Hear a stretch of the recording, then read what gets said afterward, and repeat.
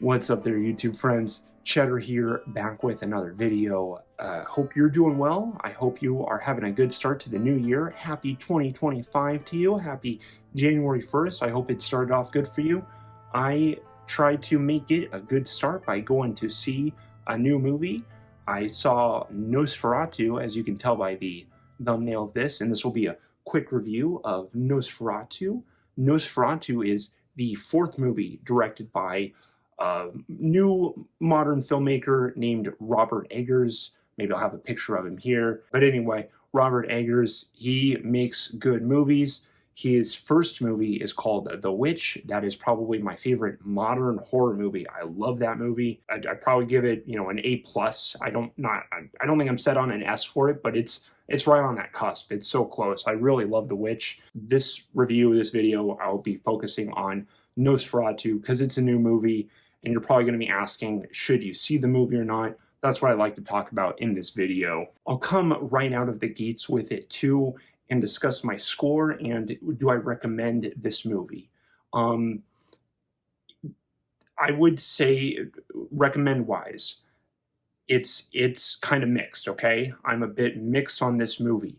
This movie is a very, very good movie, but it's inefficient, okay? It takes a long time to tell its story and it just feels okay. I would probably give the movie a C+, and it's hard to recommend just because of its efficiency. It doesn't feel like it does the best balancing act. Perhaps it is an editing issue, but it also feels like it feels mostly in editing or at least pacing in how the movie's trying to tell you the information, because the movie's slightly more than 2 hours and it feels longer than 2 hours. And the story that's there is good, but it takes a long time to tell you this, and you'll feel like you get it.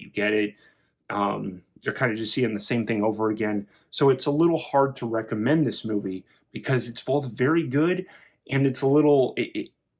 I feel like the key elements that the movie's presenting, I love. I love the key elements of the movie. I'm trying to be careful with talking about those because of spoilers, but the movie just goes about them, very inefficiently. To touch on the key elements I'm talking about, this will be a good way to describe the movie too. I would call the movie like a gothic love horror movie because it's very gothic in style. It's a love movie at its core. It's about a love story, but it's a tragic horror love story. So, it balances those elements, and I love those. And the key scenes that you get for elements, like there's good love scenes, there's some good horror scenes, there's some good gothic-y epicness to it. Almost felt like so epic that it felt Lord of the Rings epicness at some parts. But then you just get some more...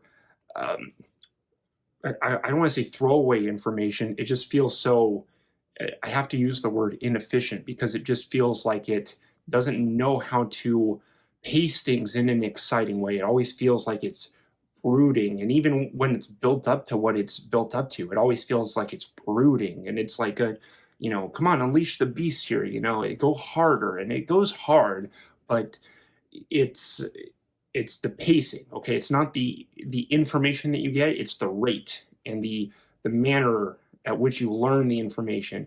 It feels longer than it should, and that's probably the biggest con of the movie. And that's what makes it hard to recommend in a really frustrating way because, dude, there's some really cool scenes in this movie that maybe go on to be some of my favorite scenes of this whole year, and already to get that on January 1st is really cool. But man, does this movie take... it just feels like it takes an unnecessary long time. It feels like it drags at parts. And it's a shame because there was 1 or 2 points in the movie where I thought it would be my favorite Robert Eggers movie. I legitimately loved it. I was like, okay, I'm hooked. I see what it's doing now. I'm hooked. And it starts off not, kind of slow. It's a slow burn. It's a build up. And then there's a part in around the middle where it just gets good. And then it just kind of stays good. And it almost feels on and off. Like if you're turning a light switch on and off, like a kid would flicker it on.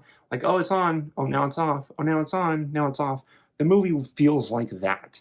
And it kind of sucks because there's some really, really great images and sequences that, I'm going to really remember.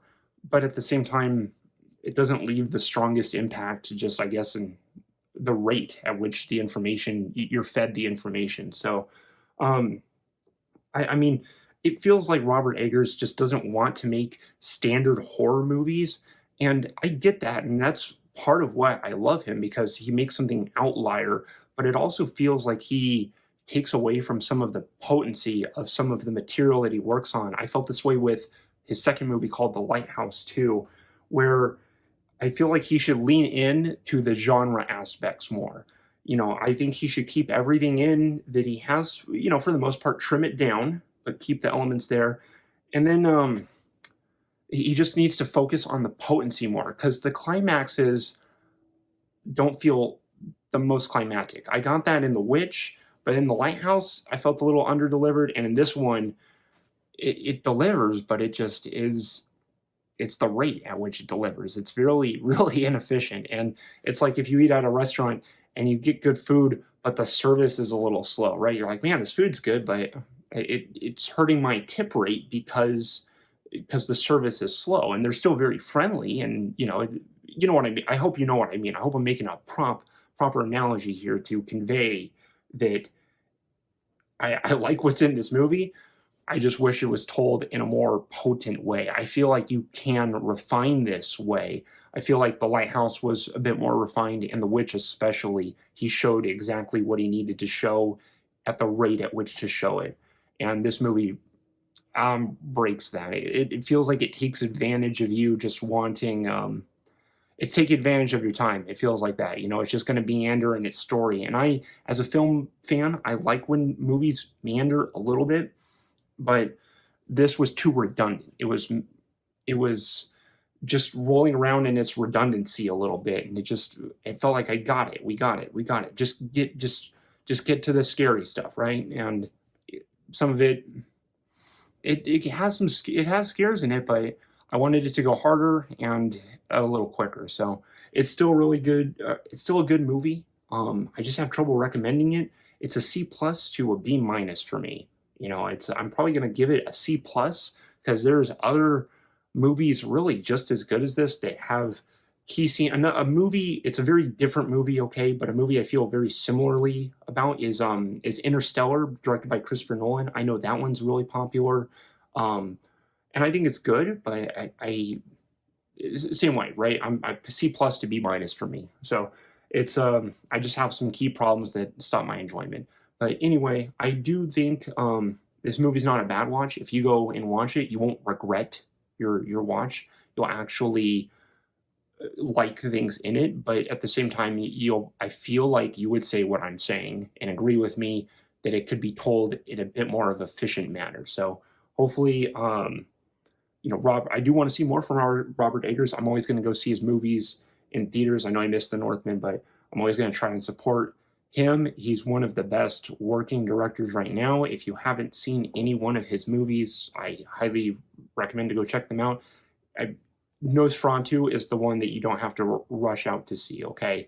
It is, even for art films, for art movie films, I think it's kind of mid-tier. Maybe upper mid-tier, but I think it's kind of mid for an artsy movie, okay? And I like art movies. I like weird movies. This one is just, it's kind of mid, all right? So it's, you're not missing out if you don't watch it. I would say go watch The Witch or The Lighthouse. Those are better movies. You feel free to leave your comments below. If you liked what I had to say, please like and subscribe. It does help me out, and I greatly appreciate it. But please leave a comment. Let me know what you thought about this movie, too. I'd like to hear more feedback. But that is all. Thank you for your time. I hope you have a good 2025 and a great day. Take care. Bye-bye.